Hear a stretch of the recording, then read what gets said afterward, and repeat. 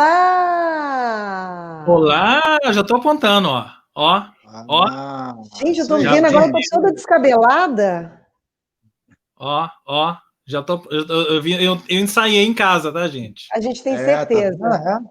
Ensaiei, tá? Passei o Caramba. dia ensaiando para dar certo, ó. Isso aí. Um imã Então, PicPay. tem que ser assim, ó. Tem que ser com a outra mão. Aí, ó. É isso aí. Olá, gente. Já pode Ah, tirar aquela foto clássica da galera segurando a pirâmide, da a Torre Torre Eiffel. Eiffel. Mas se vocês forem no meu Instagram, vocês vão ver que tem uma foto lá, eu segurando o Capitólio em Washington. Aí, tá Segurando a vendo? pontinha do Capitólio, assim, em Washington. Já é Então clássico, pronto. Então já tá treinado para isso. não é? É isso aí. Tô treinado. Porque, né, agora, eu já entendi por quê. Porque quem entra na plataforma primeiro fica naquela posição lá, ó. Do Terence, Entendi. né? Sim. Então, como eu tô entrando atrasado nas últimas 2 semanas, Terence Machado está cumprindo o horário e entrando direitinho. Então, quem entra depois fica aqui, mas fica Mas nem responsável. sempre. O Machado ficou aí nessa posição durante muito tempo e ele entrou aos 45 do segundo tempo várias vezes. É verdade, É. é verdade. Não tem isso não. Existem, Você está existem vendendo uma coisa falsa. existem mais mistérios nesse mundo Não das tem isso não. plataformas do que sua van filosofia. Filosofia. Do que. É isso aí. Mas o que não existe mistério é o PicPay. Aqui, ó. É o PicPay. Você já sabe que você pode contribuir para fazer o Natal da equipe Esquema Novo mais feliz, ou pelo menos para a gente pagar os boletos disso aqui, né? Isso. A plataforma e tudo mais. Basta você baixar o aplicativo PicPay e apontar o leitor de QR Code do aplicativo para este QR Code que está aqui na tela, ou se você está nos ouvindo, né, você pode aqui, ó, aqui embaixo, acessar o link abre.ai/PicPay esquema. Vou repetir, abre.ai/PicPay esquema, que vai pro mesmo lugar. Todos caem lá no PicPay da felicidade, no caso da equipe Esquema Novo. E hoje... Para quem está no Rio, sempre PicPay esquema. Sempre tem que reforçar isso. Lembrando que hoje estamos gravados, né? Isso, estamos gravando de novo, porque do mesmo jeito que a gente falou semana passada, o fim de ano tá bombando, cheios de eventos à noite, né? Fernanda Ribeiro é a rainha dos MCs de eventos online. É a MC de todos os grandes eventos online. Mandem jobs, não mandem nudes, mandem jobs. Vocês, agora, quem está nos vendo aqui na estreia, né, quinta-feira, 19 horas, saiba que eu e a Fernanda não estamos aqui. Nós estamos por aí, trabalhando, né? Terence pode ser que esteja em casa assistindo, né? Pode ser. Mas tivemos que fazer gravado mais uma vez, mas não se preocupem, porque a gente vai fazer uma pausa, vocês já imaginaram, né? Natal, Ano Novo, né? A gente vai fazer uma pausazinha aí, mas eu acho que teremos mais um programinha aí, hein? Pelas nossas contas. Na quinta-feira que vem, de despedida. Aí a gente faz um programinha para todos vocês. Um liveão. A gente podia fazer um liveão mesmo, hein? Pensando assim, a pauta no ar, hein? Fazer um liveão mesmo, sem tempo definido, mas para fazer um balanço do ano, os melhores do ano, filmes, discos. Vamos pensar nessa pauta? Talvez seja melhor. Vamos. Mas agora vamos para a pauta de hoje. Vamos. Quer começar, Fernanda Machado. Ribeiro? É Machado que quer começar? Não sei, você não pediu para começar? Vocês que sabem. Primeiras mulheres, Fernandinha, vai lá. Então vai, Terence. Então vou lá. Então vai lá. Vai, Machado. Ímpar. Vamos lá, então. Não, eu vou falar de um doc que acabou que vocês assistiram. Assistiu, Fernandinha? Vocês já sabem do que eu vou falar. Eu assisti. Já, né? Então a equipe toda assistiu, fica mais fácil até. Cercados da Globoplay, né? Isso aí, ó, James já colocou. A imprensa contra o negacionismo na pandemia, né? Assunto mais do que falado, refalado, né? Cercado por todos os lados, né? Na verdade, esse tema. Cercado de muita loucura. Recomendado só para quem ainda, para quem não é negacionista, né? É isso.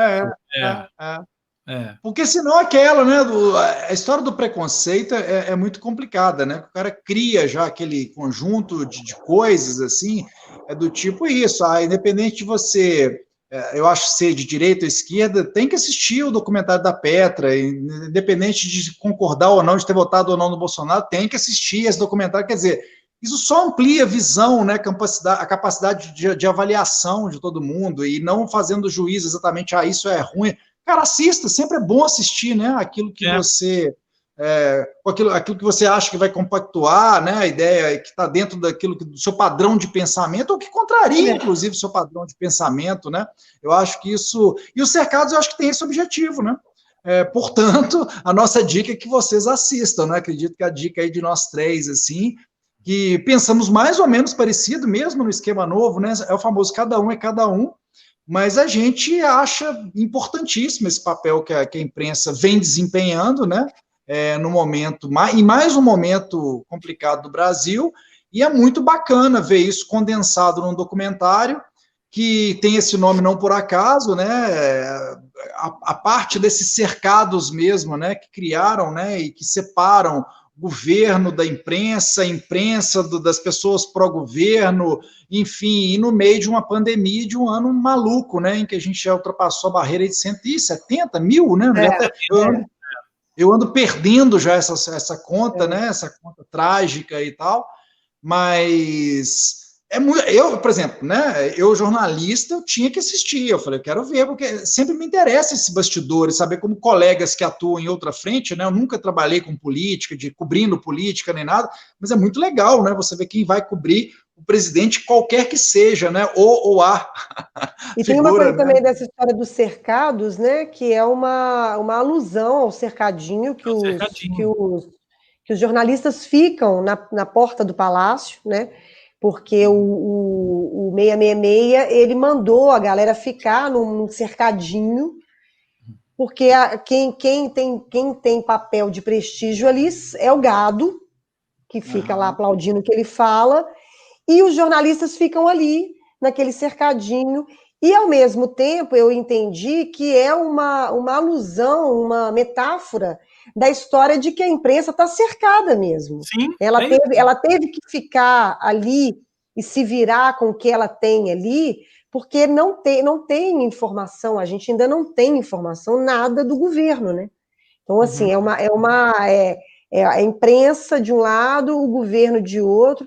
É um governo, inclusive, eu quero deixar aqui, eu estava lendo outro dia um texto de um bolsonarista, claro, metendo pau na imprensa, e eu acho muito, e eu vendo Cercados, eu me lembrei dessa história porque é muito engraçado, as pessoas esquecem todo o papel, se está vendido ou não, se está errado ou não, mas todo o papel que a imprensa cumpriu ao longo desses anos, ela meteu já o pau no Lula, ela meteu o pau na Dilma, ela meteu... E as pessoas acham que só o alecrim dourado que nasceu no campo sem ser semeado que é o alvo da imprensa. O alvo da imprensa, as pessoas exatamente. Esquecem disso, entende? Claro que existe aí um jogo de poder. Ninguém é ingênuo, sabe que existe dinheiro envolvido, sabe que existe interesse, não existe imprensa totalmente isenta, né? Ela tem as suas escolhas, não existe. Mas você hoje demonizar a imprensa como está sendo demonizado nesse governo é impressionante. E Cercados fala isso tudo para entender por que você vai entender quando você assistir esse documentário. Eu assisti e assim embaixo que vocês falaram. Agora, eu queria só voltar uma coisa sobre o documentário propriamente dito, né? Que a gente até comentou no nosso grupo do Esquema Novo, né? Que Ele é um documentário da Globoplay, produzido pelo Ali Camel. Então ele tá lá, ele é o produtor do documentário, um dos produtores. Quem é o Ali Camel? Diretor de jornalismo da Globo, né?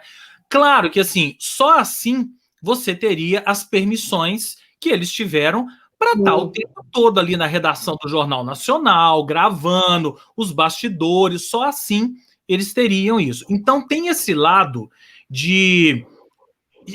Eu vou botar muito entre aspas, tá? Chapa branca da Globo, mas não, chapa branca acho que nem é o termo, né?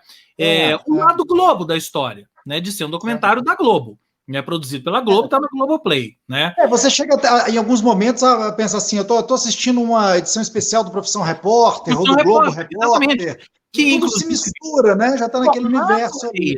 É isso. O formato é muito Profissão Repórter. Os bastidores da notícia, né? Do Profissão Repórter. Inclusive, uma das protagonistas do documentário é uma repórter do Profissão Repórter. Né? A Zampolo, ela que vai lá para o hospital, ela que fica lá na porta daquele hospital, aquela personagem, enfim, não vou entrar muito em detalhes. Então, para muita gente pode incomodar essa coisa de ser da Globo, dentro da Globo, Globoplay e tal. Mas eu acho que as imagens falam por si só, gente. Quando você vê as imagens do cercadinho ali, que a Fernanda acabou de falar, que é o cercadinho da presidência, quando você vê aquelas redações vazias, me cortou, na hora que eu vi assim, redação do Estado de São Paulo, a redação da Folha de São Paulo, aquele monstro de redação, aquela redação vazia, e a primeira coisa que eu fiquei imaginando, assim, a primeira imagem dessas foi daquele cara que ele é o editor, acho que é o editor do Estado de São Paulo, diretor de redação do Estadão, que ele vai entrando no corredor e vai mostrando a redação, aqui é só metade e tal, e ele senta para trabalhar, e eu fiquei imaginando assim, cara, como deve estar sendo para essa galera trabalhar todo mundo em casa, como deve estar sendo para essa galera montar um esquema de você fazer um jornal diário, sem as pessoas ali na redação, trabalhando tudo remoto, porque assim, todos nós estamos trabalhando remotos, mas a gente não tem noção do que é uma estrutura de um jornal, ou no caso de TV da Globo, por exemplo, né? A gente tem. Para poder fazer. Nós temos, mas talvez vocês que estão aí do outro lado. A gente sabe o que é você fazer um jornal diário, ou TV, ou um jornal. Então, assim, por esse lado, esse documentário. Eu nem acho que esse é o problema, não. Eu acho que a história de você ver a redação vazia, enfim, você está preparado para a guerra. É isso, é a circunstância e você teve que se virar ali. Eu acho que o mais chocante dessa história é você fazer um documentário de como a imprensa teve que se virar e como ela tem, porque ela não tem uma ajuda, uma entrada do governo federal no meio da maior crise sanitária do mundo. Né? Porque não é uma crise política do Brasil, não é um impeachment, não, é uma crise sanitária no mundo. E você vendo isso, por esse ponto de vista da imprensa, via olhar da Globo, como que o Brasil está levando essa história, né? Não está levando. E como essa postura negacionista do próprio presidente, ela foi, claro, né? Isso vai passando por daí, surgiu o termo bolsominion e tudo mais, né? Como que eles parecem, as pessoas estão naquele cercadinho ali, quer dizer, os jornalistas estão trabalhando para pegar informação, levar isso para o povo, né? Assim, o que o presidente pensa disso, assim? E assim, cabe a cada um analisar, né? Avaliar esse tipo de informação. Quer dizer, quando o jornalista está ali na fonte, ele não está ali já fazendo um juízo de valor, né? Ele está querendo, presidente, mais um ministro da Saúde foi demitido. E aí, né? Como? E aí, tem isso, tá o presidente falando daquele jeito dele, né? Sem dados, sempre parecendo igual a gente sempre falou mesmo, tiozão do churrasco, né?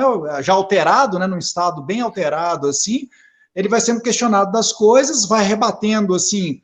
E quando ele fala de alguns dados, eu vou dar um spoiler, né? Quando ele fala em algum momento ali da Suécia, do que estava rolando, depois mostra o jornalista apurando e mostrando que aquilo era verdade, né? Que não tinha aquele número, que ele estava completamente errado, ou seja, cara, a imprensa, historicamente, serviu para isso, assim, para confrontar os dados e para levar a informação, né? E aí o que assusta de pensar, um tanto de gente hostilizando do outro lado do cercadinho também o tempo todo, parece aqueles animais, animais não, cães de guarda contratados, né? Assim, agora late, agora faz não sei o que lá. E chamando, inclusive, jornalistas de vagabundos. E as pessoas que ficam lá 24 horas por dia para defender, né? O que elas são? Elas trabalham o quê? Né? Elas fazem do que da vida, assim? Que comem. É assustador. Não, que come a gente já sabe. Que come a gente já sabe. Isso aí. Enfim, é isso. E acho que tem que ser visto, né? Como eu disse lá, agora.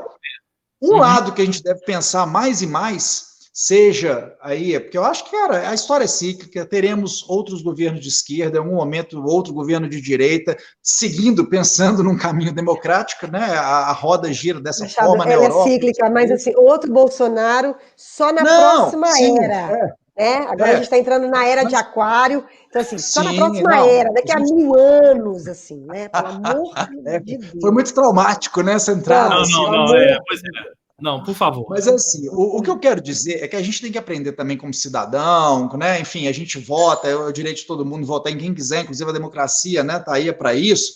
Eu acho que a gente tem que aprender sempre a questionar os governos que estão lá. Ainda que você tenha admiração maior ou menor por aquele presidente eleito, a gente tem que sempre ter aquela posição de quem está vigiando e criticando, e não adorando também os governos, os presidentes, entendeu? Falar, esse é Salvador, esse é mito, esse é não sei o que lá. Cara, beleza, você pode até ter uma certa admiração, não tem? E isso não é torcer a favor ou contra o Brasil, a gente tem que saber separar isso também, né? Eu acho que a gente tem, o brasileiro... Mas o Brasil ainda mas a gente já discutiu sobre isso, o Brasil ainda é um país muito pouco politizado. As pessoas acham que estão conversando sobre política agora, não, elas não estão conversando.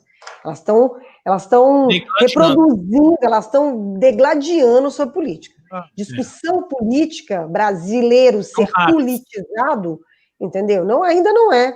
Nós não chegamos nesse estágio ainda de você entender que você pode gostar de um governo mais à esquerda, mas ter críticas a esse governo, ou você achar que alguma coisa na direita é bacana e que você acha que aquilo ali serve, para chegar nesse patamar, entendeu?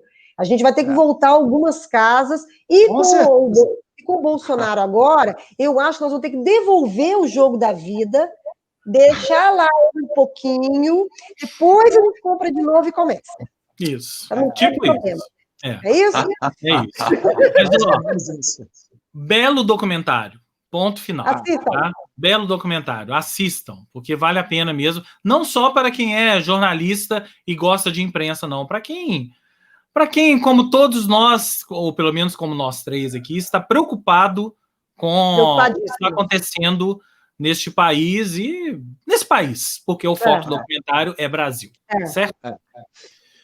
Então é isso. Vamos refrescar um pouco depois da discussão política, Fernanda Ribeiro? Vamos. Gente, primeiro eu quero um recebido e uma dica, né? O Flávio Venturini está comemorando 45 anos de carreira, né? Flávio Venturini, para quem não sabe, mas eu acho difícil, nosso público sabe quem é Flávio Venturini, já produziu 25 discos, 3 DVDs, trabalhos solos, fez parte do Terço, fez parte do 14 Bis, né? Tá aí no movimento do Clube da Esquina, e tá lançando esse disco agora. Aí, ó, a capa dele. Paisagens Sonoras, volume 1. Tá disponível também nas principais plataformas sonoras em streaming.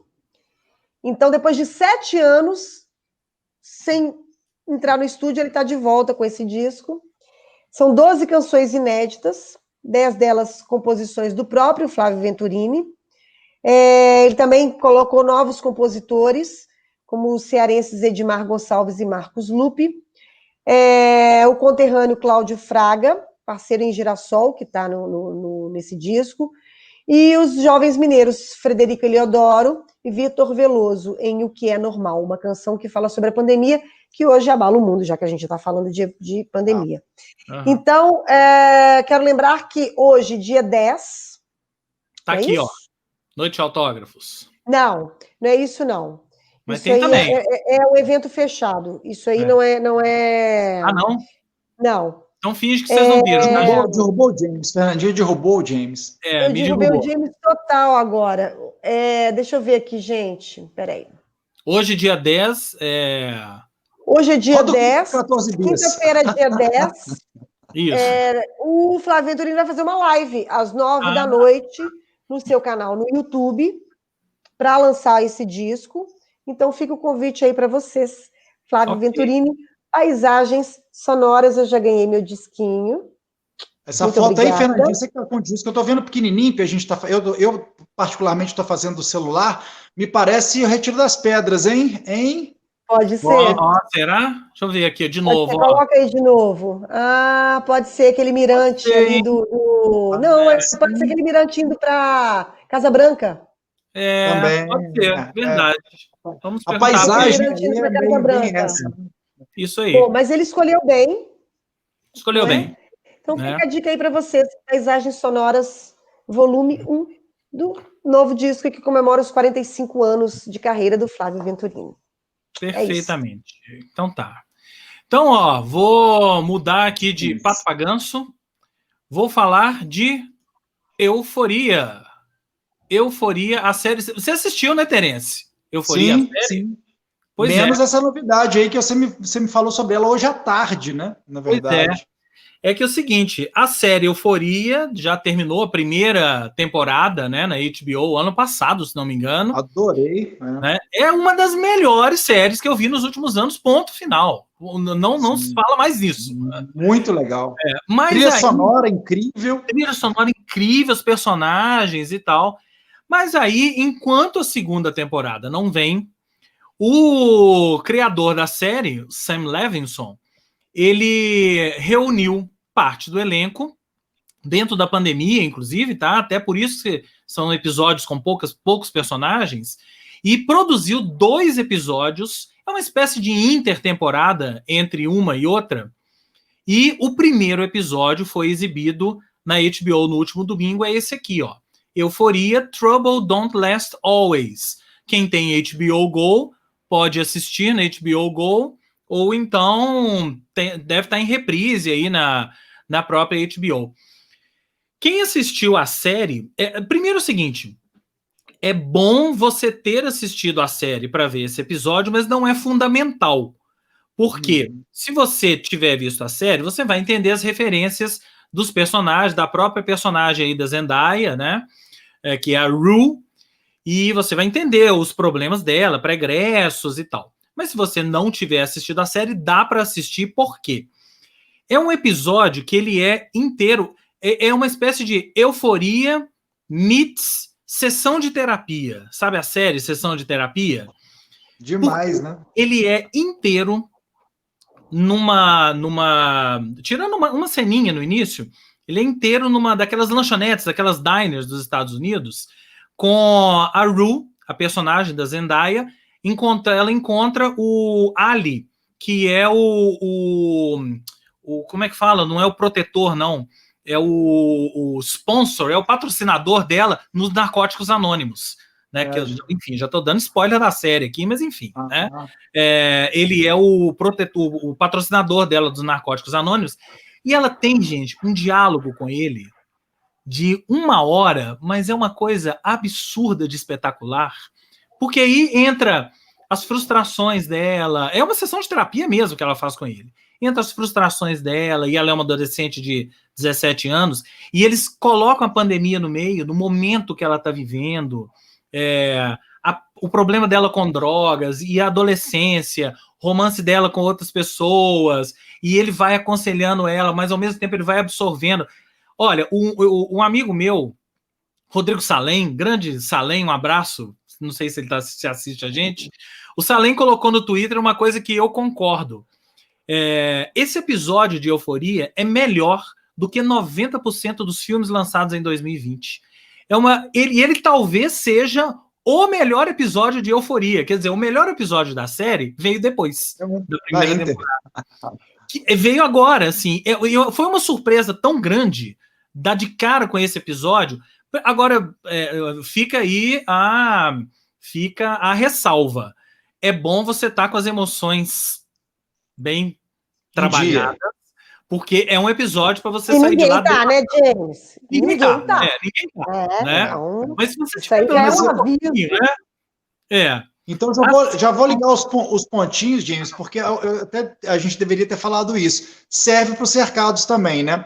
E para os cercados muito em função de um flashback de coisa que nós, brasileiros, vimos o tempo todo. Então, assim, você fica sendo bombardeado de uma forma mais angustiante para aquelas mesmas informações, pela bateria, né, de números de mortos que vão crescendo, que vai crescendo, né, durante a pandemia. Então, assim, você tem que estar pronto. Você tem que pegar um dia mais light, né? Tem que estar pronto. Senão... E aí, esse episódio, ele tem praticamente 2 atores. Tem ali uma terceira pessoa, uma quarta pessoa, não vou entrar muito nisso, né? Mas, assim, 90% do episódio são só os dois.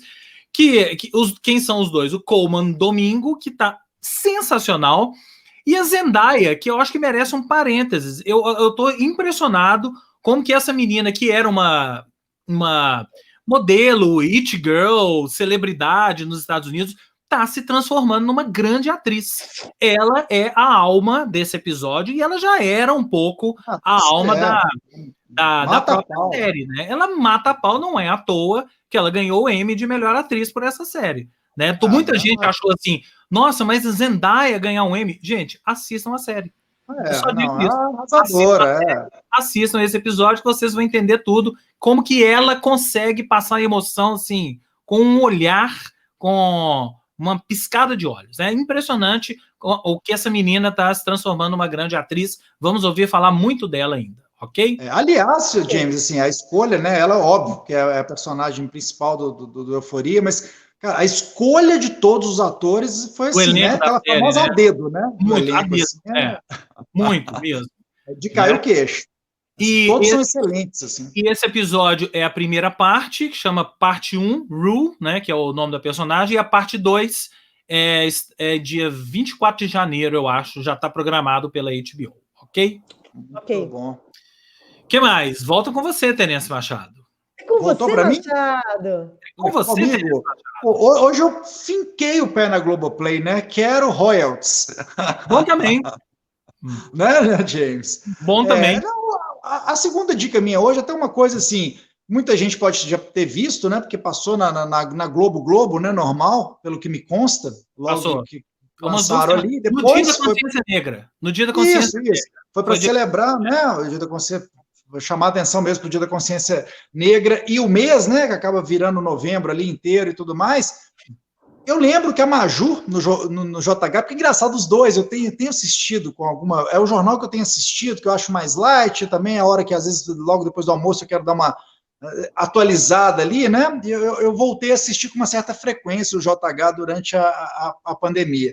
E aí, coincidentemente, eu peguei, não estou vendo todo dia, não consigo ver todo dia, mas o dia que falaram dos cercados, eu estava mais tranquilo e consegui já ver na sequência, né?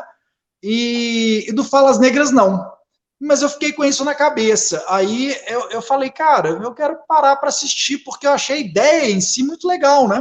Você pegar vários atores e atrizes para reproduzir grandes falas, né, grandes trechos ali, né, quer dizer, de novo, a teledramaturgia, mas de uma maneira diferente, né, feita por quem sabe fazer, que a Globo sempre foi, né, teve maestria para fazer isso, e aí, com essas figuras mesmo, que vão, algumas mais conhecidas que as outras, né, então temos já sei lá, Muhammad Ali, ou enfim, a Nina Simone, vai passando por um tanto de gente, algumas realmente celebridades, né, até chegar a Marielle Franco aqui, quer dizer, o leque é muito amplo, né, de pessoas que foram importantes, né, de negros e negras que foram importantíssimos no combate ao racismo, né, nessa coisa mesmo, nessa luta que vem, né, de muito longe, né, então assim, tem a coisa desde os navios negreiros, cara, tudo, assim, você tem, pegando as falas, isso que eu acho legal também, você contextualiza, você tem, assim, uma história mesmo, né, dessas falas e dessas vidas negras, né.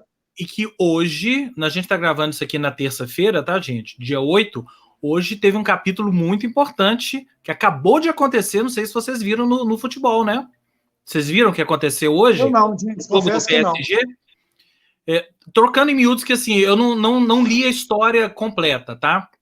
Mas pelo que eu vi, o quarto árbitro do jogo do jogo do PSG contra o time lá da Turquia, de Istambul, pela Champions League, o quarto árbitro parece que xingou um integrante da comissão técnica, aí eu não sei de qual dos dois times, tá? Mas usou palavras racistas, usou alguma coisa, termos racistas. E os jogadores foram furiosos para cima do árbitro, do quarto árbitro, virou um quiprocó. Resultado, os 22 jogadores de todos os times saíram de campo. O jogo foi suspenso. É isso que tem que fazer. É um grande passo, gente. É um grande passo. Né? Porque isso que tem que fazer. A ponto dos jogadores se reunirem, imagina, os jogadores dos dois times se reuniram e falaram, nós vamos sair, nós não suportamos isso. Então esse foi só um parênteses para a gente, eu não podia deixar isso passar. Né? E eu acho que aí e tem essa coisa mesmo que trouxe para atores e atrizes brasileiras, né? Então acho que é bacana a gente ver algumas caras conhecidas, algumas mais, outras menos, enfim, mas reproduzindo, né? Essas falas e essa experiência, né, vivida por grandes personalidades, né? Ao longo dos anos todos e que lutaram contra o racismo em diferentes épocas, né? E em diferentes cenários, inclusive, em diferentes países. E eu acho que tem um plano também. Eu fiquei me lembrando daquela história do Faro fazendo o ensaio, né? Que ali era um programa de música e tal, mais fechado e tal. Eu gostei dessa história, que no geral é isso. É muito centrado nessas figuras, né? Os enquadramentos são mais fechados e as roupas são muito legais, o figurino é muito bacana, que ajuda a colocar tudo no seu contexto ali, né? De botar cada personagem, vamos dizer, cada personalidade em sua época, né? Em contextualizar isso. Eu achei muito bacana. Eu fui ver depois, porque é o tipo de coisa que às vezes você perde na televisão, se você ficar com aquele velho vício, né, de televisão de antigamente, você acaba deixando passar batido e não vê mais, né?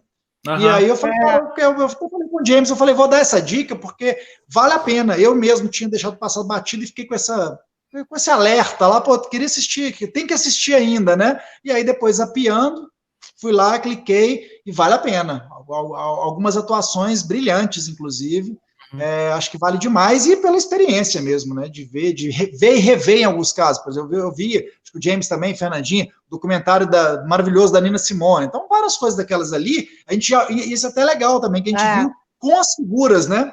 Uhum, as falas do Martin Luther King, enfim, esse tipo, algumas são muito conhecidas, mas é legal ver isso, né, retratado depois, né, pelos atores novamente, nesse outro, enfim, e nesse momento, né, que a gente teve aí o George Floyd e tudo isso, agora mais esse evento que o James citou, ou seja, não dá para deixar passar batido mesmo, né? Não dá mesmo.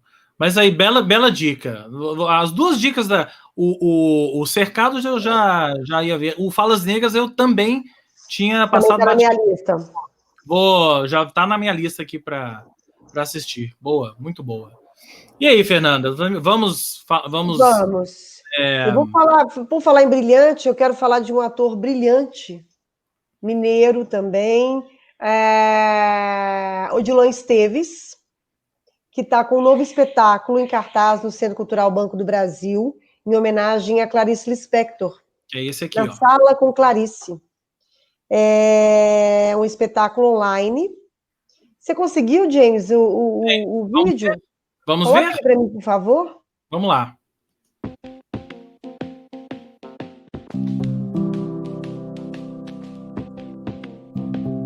Imagine uma peça aos moldes de um acontecimento gastronômico em que você pudesse escolher a entrada, o prato principal e a sobremesa.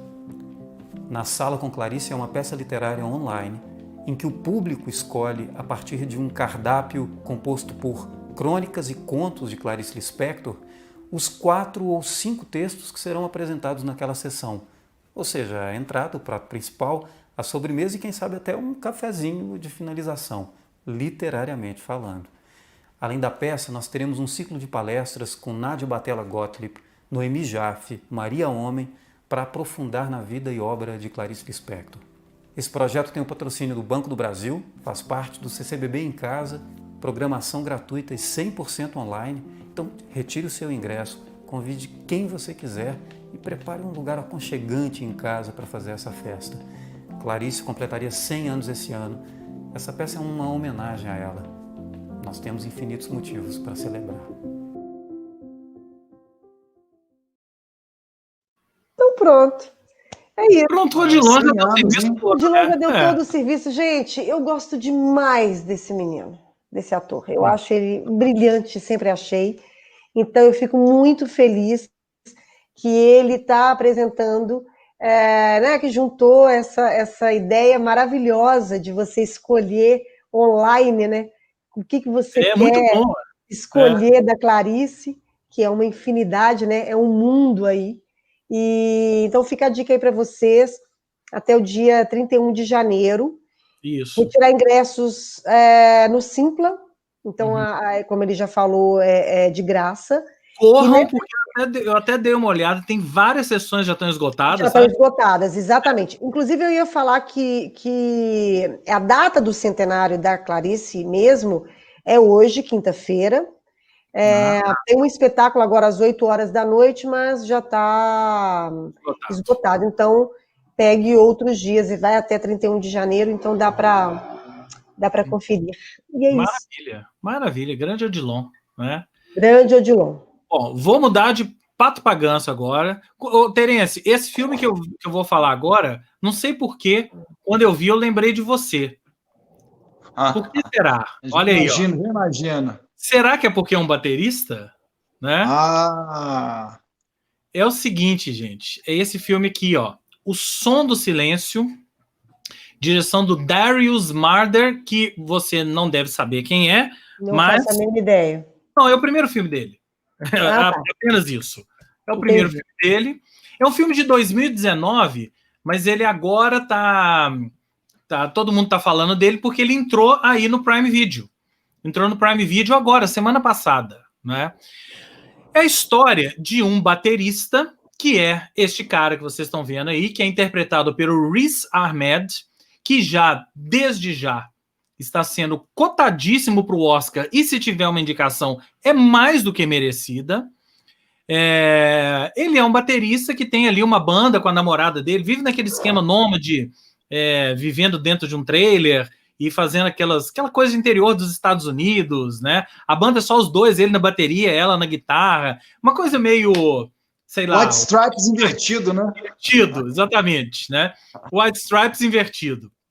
E aí, um belo dia, em um dos shows, ou ele tá preparando para um show, ele começa a perceber que a audição dele tá sumindo.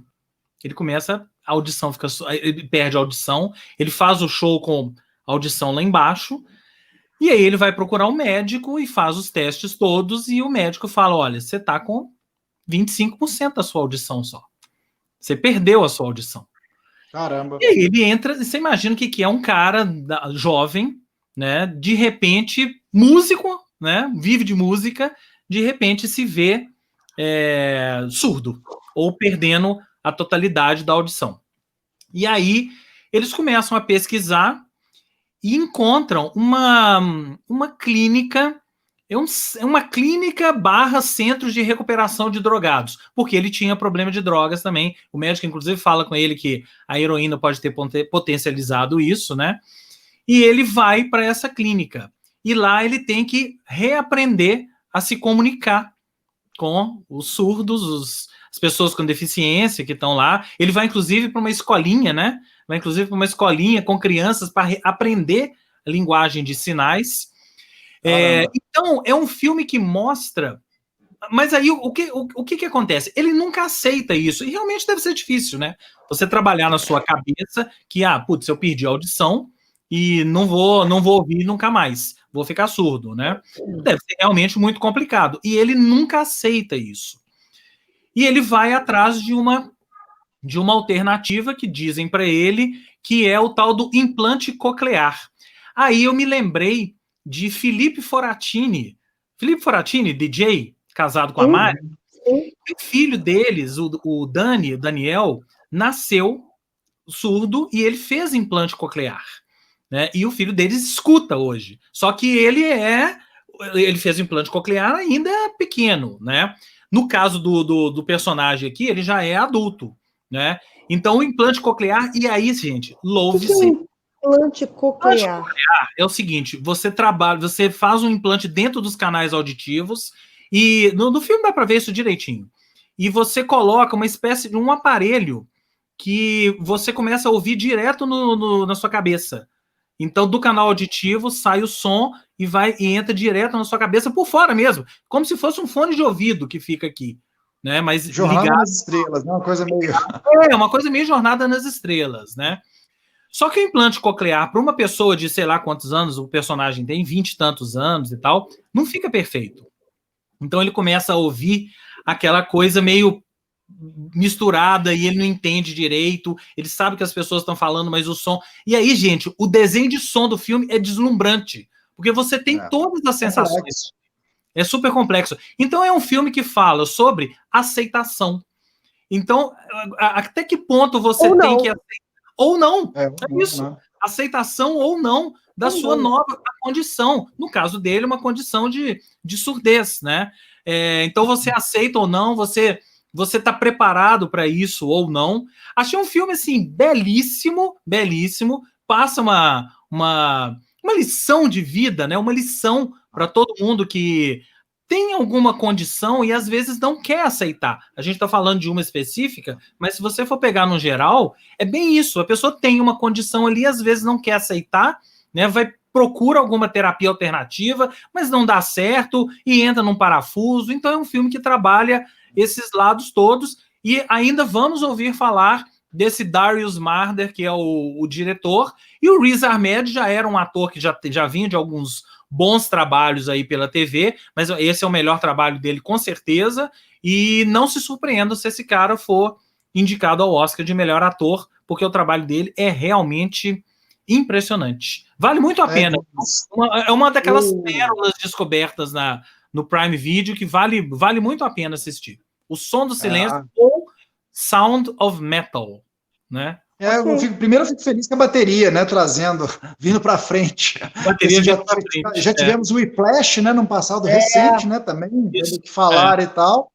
E aí, desse filme, enquanto você estava falando, veio várias coisas na minha cabeça. Primeiro, assim, eu tive uma perda auditiva pequena, mas que eu descobri mais ou menos no ouvido. Né? Todos nós temos alguma perda auditiva. Eu tive um zumbido muito grande ali, pouco antes de gravar o Zumbido. Né? No ouvido direito, acho que o Dinho contou essa história para vocês, né? O diagnóstico, assim, o otorrino, enfim, quando eu estava fazendo os testes, né? Ele viu e falou assim: você tem alguma coisa que você fez mais com o ouvido direito do que, né? Enfim, que talvez possa justificar essa perda maior. Tal. Eu lembrei, eu falei, eu sempre usei um prato que chama China Type, que é um prato muito ruidoso, e ele ficava literalmente na minha orelha. Na orelha. Ele ficava na altura do ouvido, e na hora que ele falou isso, o baterista, tipo, você lembra, fala na hora, né? Você tem aqueles pratos de pancada, né? Que são os crash, para quem não sabe, assim, aqueles que geralmente estão ali na frente e tal, você tem uns do lado. Esse prato, quem usa ele virado, ele é tipo um gongo chinês, né? E ele ficava, é o prato que ficava em distância, mais próximo do ouvido, eu sempre usei ele do lado direito. E aí a gente começa a fazer. Eu toquei, assim, 10 anos usando esse prato, praticamente, né, perto do meu ouvido direito, e quantos ensaios de bandas, né, e shows, enfim. E aí a gente vai... E aí, depois disso, bem depois, coincidentemente, eu tive a oportunidade de entrevistar o Rod Morgenstein, enfim, que é o baterista do Dixie Dregs, né, um dos maiores, e do Winger também, quando ele veio para Belo Horizonte fazer show com o Winger, uma banda norte-americana, enfim, de hard rock. Ele é um cara, um dos grandes bateristas do mundo, assim, um figurão, e ele foi incrível, assim, a entrevista foi das melhores que eu já fiz, e ele me contou, na entrevista, eu juro que eu não sabia disso, que ele, de tanto caso de baterista ficando surdo, né, nos Estados Unidos, e que ele como professor de baterista, né, e ele já sabia desse problema, ele mesmo teve um certo problema também. Ele juntou com uma fábrica de uma marca de baquetas que chama Vic Firth, e a partir daí eles inventaram aquele primeiro fone protetor para bateristas específico. Olha só. Ele que criou o da Vic Firth. Depois vieram outras marcas, mas ele desenvolveu esse projeto desse fone que muita gente andou vendo durante muito tempo. É um fone maiorzão, parecendo daquele fone que protege engenheiro, né? E trabalhadores da construção civil. O Rod Morgenstern que tal. E aí eu liguei vários pontinhos enquanto eu estava falando. Eu falei assim: nossa, tá vendo? Teve isso e tal. Agora, os guitarristas, né? E outros músicos não ficam atrás. Os guitarristas são vários. O Pete Townshend também já ficou praticamente surdo, o Eric Johnson, aí por causa de amplificadores, né, de tocar perto de amplificadores também alto. A fonte do problema é geralmente a mesma, assim, né, tocar com volume alto, coisas, né, perto, com decibel muito alto, perto dos ouvidos, né, muito próximo, né, e assim, por período prolongado, né, é isso. Então fica aí o alerta, baterista. Mais do filme, obviamente. Fica aí o alerta para todos os músicos, amigos e os não amigos também, que a gente não conhece, né? Eu acho que aquela história do in-ear, com a evolução dos próprios fones e tal, as pessoas ficaram, né, se atentaram para esse problema e hoje acho que todo mundo está muito mais protegido, né? Porque antes nem pensa, olha vídeo nas décadas, desde quando o rock surgiu, né, 50, 60, 70, pô, ninguém usava fone coisíssima nenhuma, era tudo no talo, né? Apesar de que o que tem banda aí, que não vou citar nomes, porque eu experimentei uma vez um in-ear de uma banda daqui, cara, quando eu coloquei aquilo eles tocaram, parecia, para mim tava mais alto. Tem banda que usa o in-ear, mas usa mais alto.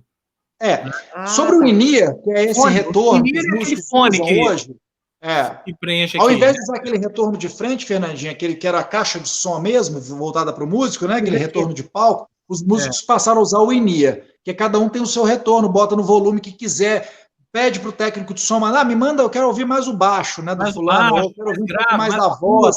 Então, cada um tem sua mix ali própria no seu retorno, que é esse fone de ouvido, o in-ear.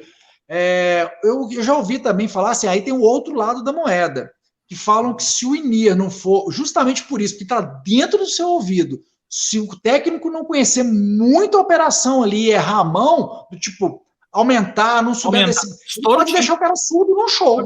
Isso, exatamente. Então, assim, é perigosíssimo também, tem que ser um uso muito responsável, né? É isso aí. Fica a dica, amigos. Cuidem-se. Gente. Boa sorte. Boa sorte. Mas então, aqui, ó, O Som do Silêncio, tá? Assistam no Prime Video que vocês não vão se arrepender, né? Qual que é o título original, James? Sound of Metal. Sound of Metal. Quer dizer, o Sound of Metal virou o Som do Silêncio, ok? Ok. Muito semelhante, inclusive. Muito semelhante. E aí, Fernanda Ribeiro, você vai encerrar... Vamos encerrar com aquela sua última dica, né? Do filme? Qual? Uai, você não vai falar do filme? Do brasileiro? Na Netflix? Gente do céu, eu tô doida. E eu não lembro, hein? Tô completamente louca, gente. Claro, né? Coloquei hoje, inclusive, no Instagram, O Menino no Espelho. Isso. Que acabou de entrar na Netflix.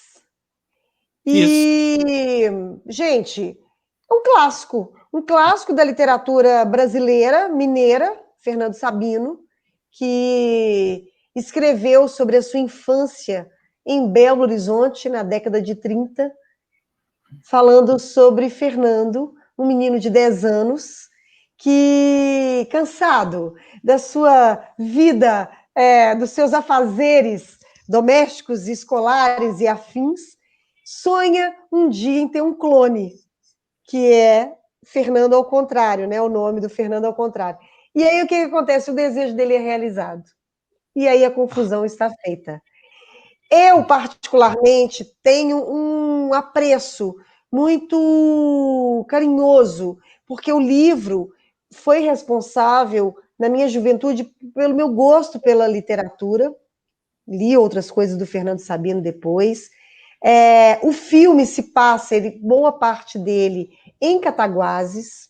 Uhum. E é muito legal, assim, você ver, né? Eu não sei se vocês conhecem Cataguases, mas eu conheço Cataguases e é incrível, assim, você ver o cenário ali, eles usarem.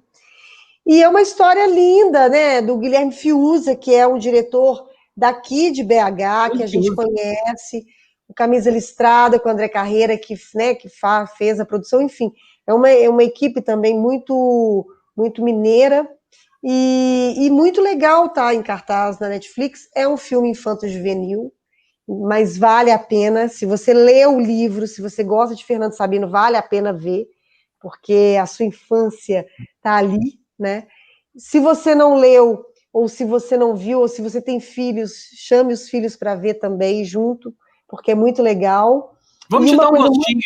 Vamos dar um gostinho, vamos encerrar com o trailer. Uma coisa muito interessante é que o ator, o Lino, que é o menino que faz o Fernando, ele é ator de Game of Thrones. Quem acompanhou Game of Thrones, não vou me lembrar o nome dele, ele era aquele príncipe, aquele menino estranho. Lá na primeira temporada, né? Eu não sei se é na primeira, eu acho que ele apareceu mais de uma temporada. Ele era filho da rainha, enfim, era uma família muito esquisita. Não que Game of Thrones não tivesse famílias esquisitas, porque todas eram, mas vocês vão lembrar, vocês vão olhar para a cara dele, vocês vão lembrar que ele é um ator que mora, pelo menos morava na Inglaterra, então fez Game of Thrones e o elenco também tem o Matheus Solano, tem uma galera muito bacana aí. Regiane Alves.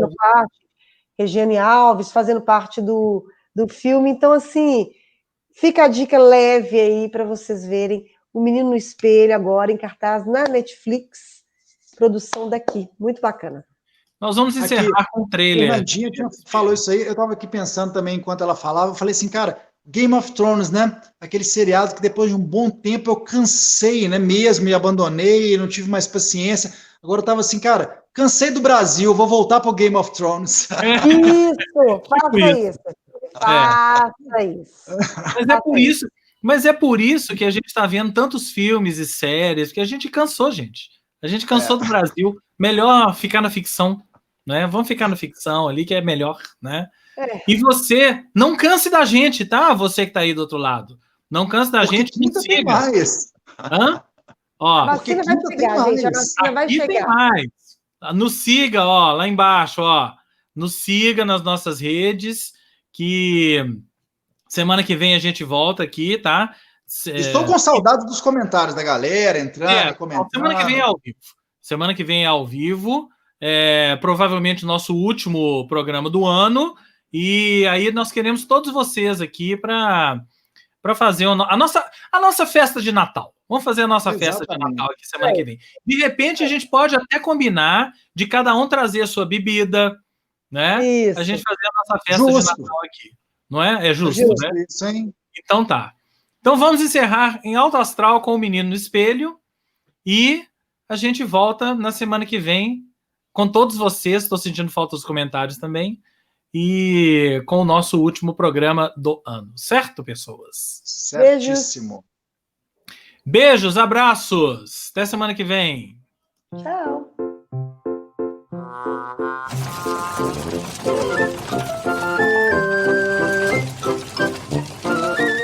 Fernando é aventureiro. Ai, meu Deus, eu não quero nem ver. É uma estrepulia atrás da outra. A gente vai investigar a maldição da casa abandonada. E lá vem mais cachorro. Corajoso. O que é que vocês estão fazendo aqui? Está sempre aprontando. Tô de olho em vocês, hein? Te peguei. Declaro oficialmente aberta a reunião do nosso peito. Polícia Especial de Investigação Doméstica. Uma semana de castigo. Sem brincar no quintal, sem brincar na rua. Mas prepare-se, porque agora... Fernando vale por 2. Quem é você? Eu sou Dinaré, seu reflexo. Fernando ao contrário. Achei que você tinha problemas. Então eu vim ajudar. Ai, que bom! Eu tenho um dom! Fernando! Falando sozinho, meu filho? Não, tô falando comigo mesmo. Fernando, você é canhoto? Pena, o filme só é pra adultos. Acho que eu consigo entrar. Vai, Fernando, você tá no mundo da lua, hein? 2 Fernandos. Você ficou doido? Não, eu juro, eu vi 2. Olha aqui, seu reflexo. Você é meu. Você só pode fazer o que eu mandar. Eu tô cansado de sempre livrar sua pele. Agora, a Cintia é minha.